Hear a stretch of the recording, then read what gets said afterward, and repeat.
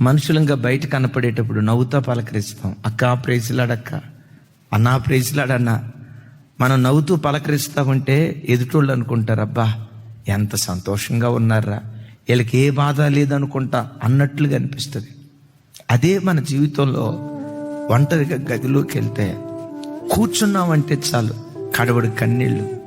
ఏంటి ప్రభా నా బ్రతికి ఎట్లయిపోయింది, ఏంటి ప్రభా నా పిల్లలు ఎట్లయిపోయారు, ఏంటి ప్రభా నా ఆరోగ్యం ఎట్లయిపోయింది, ఏంటి ప్రభా నా ఉద్యోగం ఎట్లయిపోయింది, ఏంటి ప్రభా నా వ్యాపారం ఎట్లా అయిపోయింది.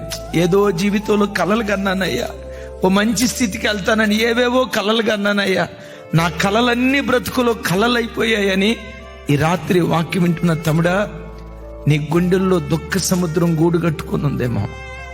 నీ గుండెల్లో ఉన్న బాధ ఎవరితో పంచుకోవాలో అర్థం కాక, నీ హృదయ వేదన ఎవరితో పంచుకుంటే ఆ హృదయ భారం తీరిపోద్దో అర్థం కాక పిచ్చోడ్లాగా పిచ్చిదానిలాగా దిక్కులు పెక్కటిల్లేలాగా ఒకవేళ ఈ రాత్రి అల్లాడిపోతున్నావేమో. భర్తకి చెప్పుకోలేక, భార్యకి చెప్పుకోలేక, కడుపును పుట్టిన పిల్లలకు చెప్పుకోలేక లోపల కుమిలిపోతూ ఆ దుఃఖాన్ని బట్టి వ్యాధిగ్రస్తురాలై ఒకవేళ మంచాన పడిపోయేవేమో. ఈ రాత్రి నేను ప్రకటించే ఈ దేవుడు దుఃఖ సముద్రాన్ని దాటింపచేసే దేవుడు. ఆ దుఃఖ సముద్రాన్ని అణిచివేయటానికి శక్తివంతుడైన దేవుడు. ఏ దుఃఖ సముద్రం నీ గుండెల్లో గూడు కట్టుకున్న ఈ దేవుడు నీ దుఃఖ దినాలు సమాప్తం చేయటానికి శక్తి కలిగినట్టు.